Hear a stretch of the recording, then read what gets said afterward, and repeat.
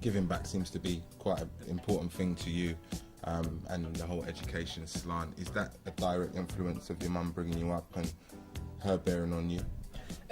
Yeah, I mean, I can say that really because I'm from the humble beginning. You know, I lost my father when I was young, and How old?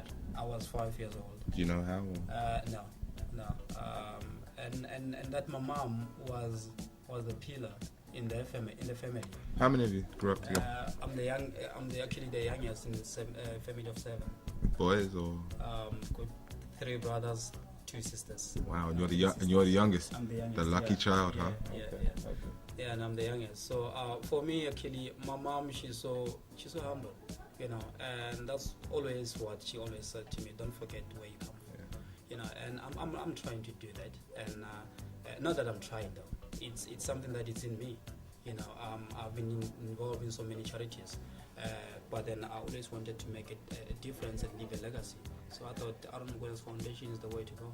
Mm-hmm. You mentioned traveling the world has been kind of the biggest part of you achieving as a footballer. Where in the world would you rate as one of the best places that you've been to that's kind of left a lasting impression on you?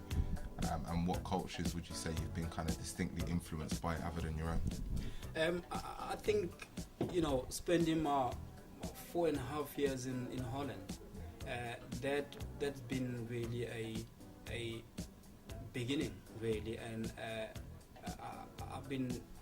that's a place where I can probably say I started my whole you know, career. I played for the youth of Ajax Amsterdam. That must have been an experience. It's one of the best educations you can get as a footballer. Absolutely. And I went to school in Amsterdam as well.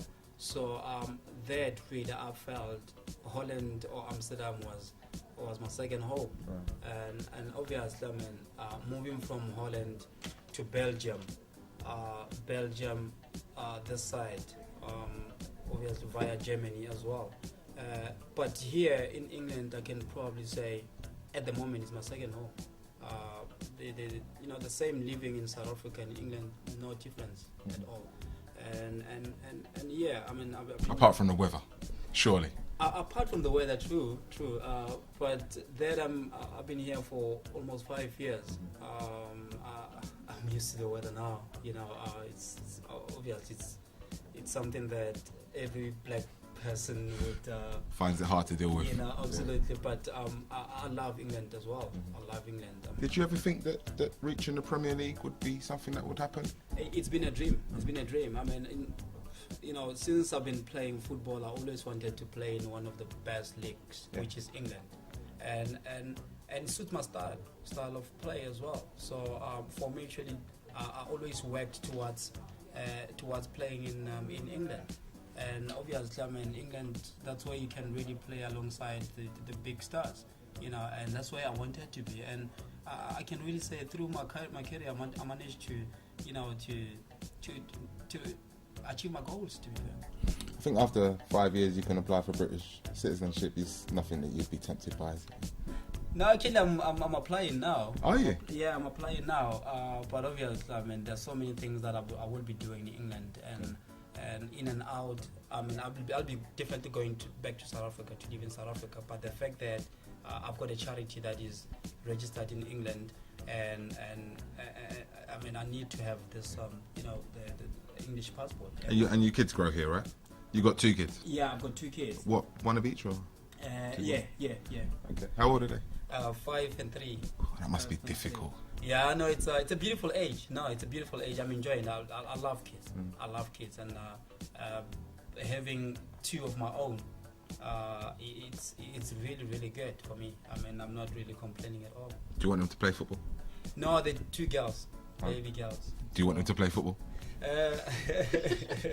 No, I wouldn't love my 2 girls to play football. Definitely. I mean, it's education for them, and we'll see. I mean, obviously, you wouldn't know what the kid can end up being at. Back to the World Cup.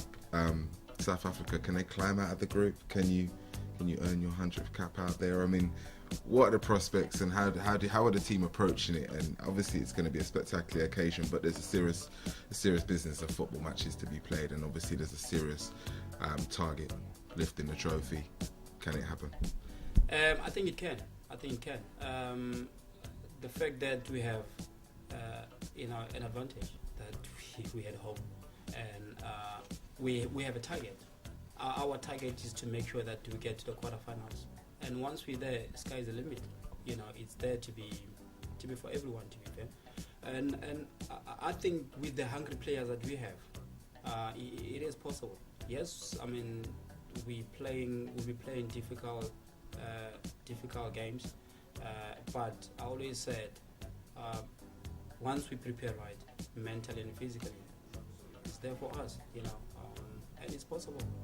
And with the South African fans bringing the Vuvuzelas by the dozen, do you think that'd be a big advantage for you guys and create the kind of atmosphere that's quintessentially South African?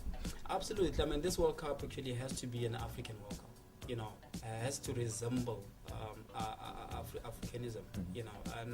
And the Vuvuzela is part of supporting football in Africa. A bit like the English trumpet players that come along to their matches and play the trombones and stuff. It's the same thing. It is the same. I mean, every country, every continent got their different ways of supporting football. But in Africa, really, I mean, it's all about singing drums and vuvuzelas. So that's African way of supporting football. And for some people, I can understand the vuvuzelas will be disturbing, the drums will be disturbing, but it's all about showing that World Cup, it has to be unique. It wouldn't be the same as the World Cup in Europe or in South America, or it has to be an African World Cup.